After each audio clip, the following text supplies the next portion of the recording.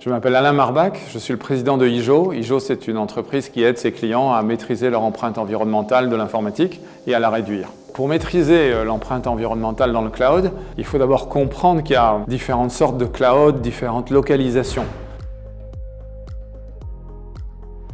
L'élément fondamental, c'est où le data center de ce cloud est-il établi. Et puis ensuite, on va commencer à essayer de savoir quel type de service on va poser dans le cloud. Comment est-ce que les cloud providers parlent des enjeux d'environnement et est-ce qu'ils sont transparents? Et une question très importante. D'abord, il faut dire que les cloud providers font partie des acteurs les plus actifs pour travailler sur de grands mouvements qui concernent la planète. Les grandes initiatives qu'on appelle Climate Pledge sont des initiatives extrêmement puissantes et les cloud providers sont les 3 premiers acheteurs d'électricité renouvelable et c'est une bonne chose, il n'y a aucun doute. Donc quand on annonce une empreinte carbone aux clients, il faut essayer de l'annoncer complètement les serveurs, l'électricité et les opérations du cloud provider. C'est un des grands enjeux et je pense qu'on voit depuis maintenant un an et demi, les opérateurs français agir avec transparence. Alors, comment réduire l'empreinte environnementale des infrastructures dans le cloud? Tout à l'heure, on a parlé de l'électricité. Une électricité au charbon, c'est 1000 grammes de CO2 par kilowattheure, alors qu'une électricité hydraulique, c'est 10 grammes par exemple. Voilà.